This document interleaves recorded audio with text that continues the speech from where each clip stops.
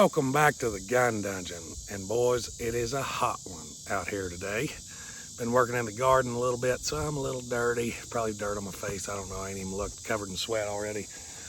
But since I've been getting over the latest variant of China's gift to the world, my voice is a little jacked up and I've been very behind on things to do around here. Shooting videos is one of them.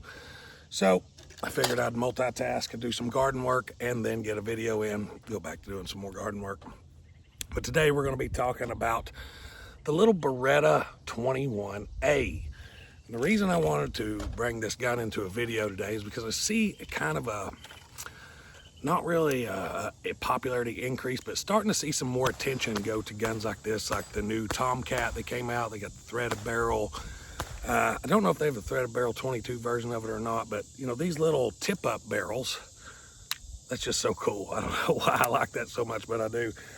Starting to get a little bit more attention, not really becoming super popular, but I don't know why they shouldn't be. They're pretty cool in my opinion. The only kind of downfall is, you know, during the heyday of guns like this was the pocket gun. There was no LCP 380s, there were no pocket 9s, nothing like that existed. So back whenever these were super popular, you were kind of limited to a 22, the Colt Vest Pocket, 25 ACPs, 22s, maybe some 32s. The Tomcat was an option a long time ago, but they're a little thicker, a little heftier, a little bit chunkier than say an LCP, LCP2, even the LCP Max now. So excuse me. But, you know, they are still pretty cool. And they have the double action and then single action feature, which that single action trigger ain't nothing to joke about. It's actually a pretty daggone good trigger. These things are very easy to shoot. And one role that I see this gun excelling at particularly is somebody that has, say, weak hands, older lady, older gentleman, somebody with arthritis, something like that, that can't really manipulate a slide. Well, with this, you don't have to, unless it fails, which it does with junk ammo, which we'll get into that here in just a minute. But, you know, you don't have to really have a lot of hand strength to even load the mag with this. As you can see, it's got this little stud here on the side that allows you to grab it with your thumbnail, and you can pull the follower down with it as you load rounds. So you can very easy to load rounds. It doesn't take a lot of strength here to load that. So now that you've loaded a couple rounds here, put your magazine in, not a big deal.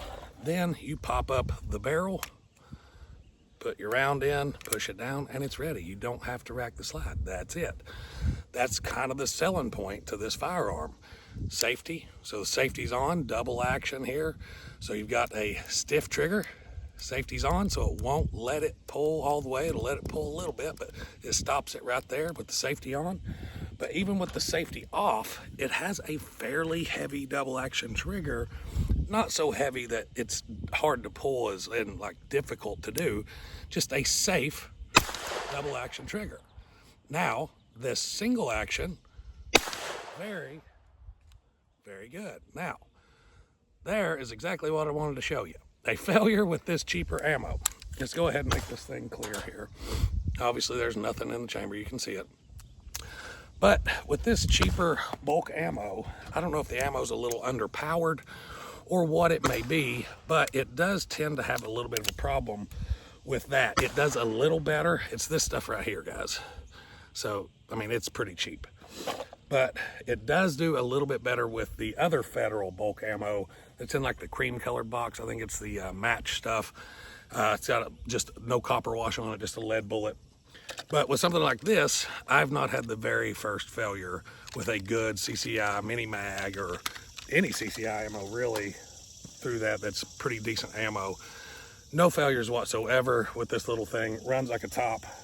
We'll just show you real quick. We'll get me some out here. Now, one thing odd, I don't know, it may just be this particular gun. Let me take these junk rounds out. This particular gun, and I'll show you while we're loading this here, I can load 8 in this magazine, but I can't load a magazine that has 8 in it into the gun for some reason.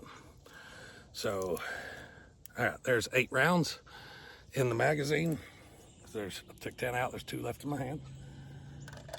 I know I don't count very well, but there's the evidence. So here's my 8-round loaded mag. It goes to right there, and that's it. I cannot get it further. So it'll hold them, but you can't load it. So if you take one out, 7 rounds in this magazine, put your 8th round in here. We'll make safe, put my ears on, and we'll just run us some real quick.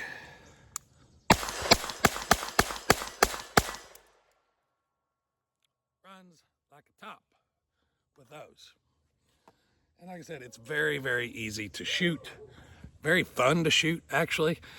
And surprisingly accurate for how mundane and minute those sights are.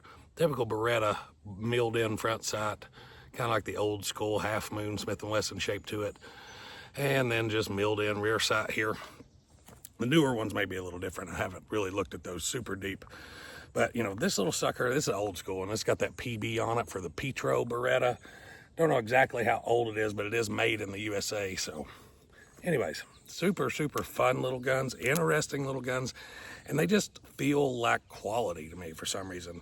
It's a little different than holding an LCP, little pocket rocket 380 in your hand, which of course going to have more firepower, 6, 7, 8, 10 rounds of 380s. Definitely going to have more firepower than 8 rounds of 22. But it just feels like quality. I don't know why. You just have to get a hold of one. The mag release on this is kind of odd. It's not the European hill clasp, but it is a button down here. Drops free. Not ambidextrous. Nothing on this gun is ambidextrous. Again, the new ones may be different. I probably should have looked at that before I started this video, but I wanted to shoot this little thing and have some fun between working in the garden, so here we are. Now, I brought some stingers out here. Don't recommend stingers for this little gun. I don't think that you really need it, because honestly, as short as this little barrel is,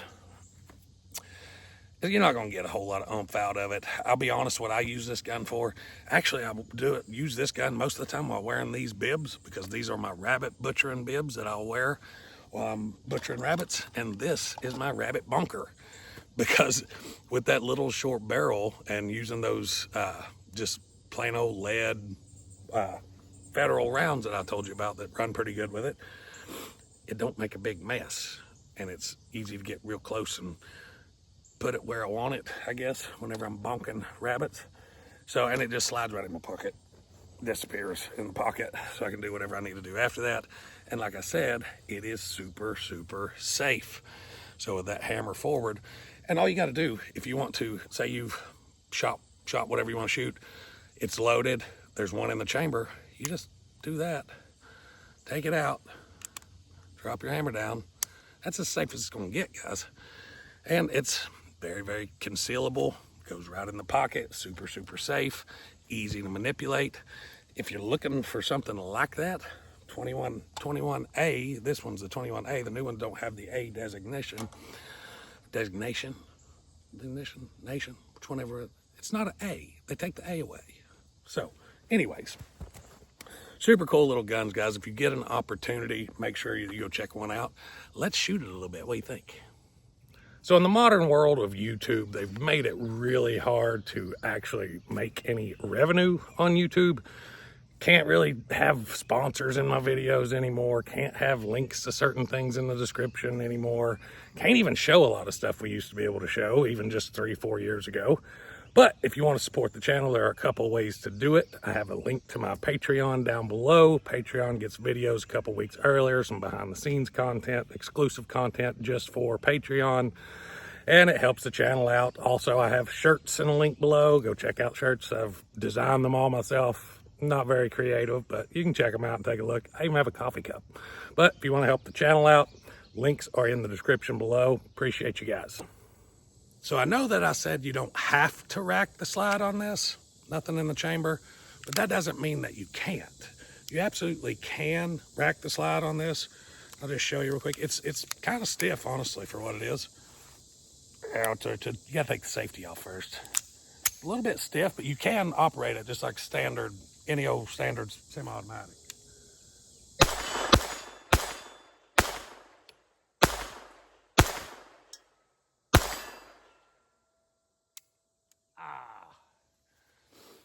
kind of hard to tell if I'm hitting the plates or not. I know you guys can't hardly tell. I can barely tell.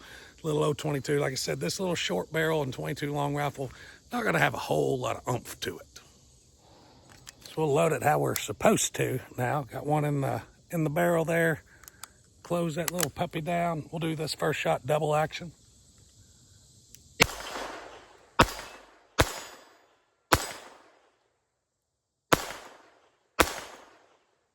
Hit the top of that little swinger and you saw how barely it moved.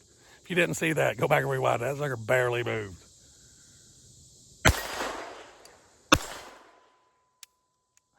Got to count your shots. Slide don't lock back. So I have 2 rounds left, and this is probably a pointless endeavor, but we're going to see if we can get them up there, or if I can even hear it. If I do, who knows? But I got to try anyways.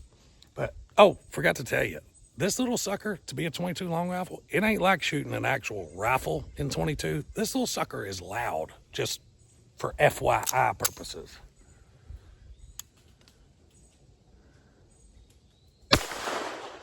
Looked like I could, well, a little high left. You know what?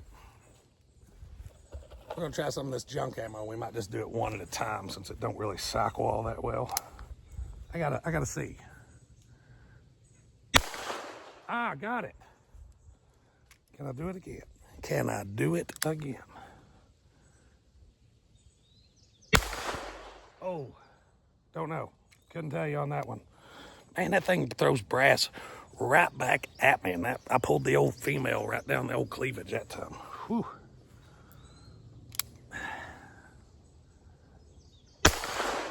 Little low, little low.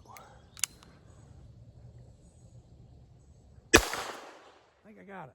Didn't see anything move. Think I heard a ting.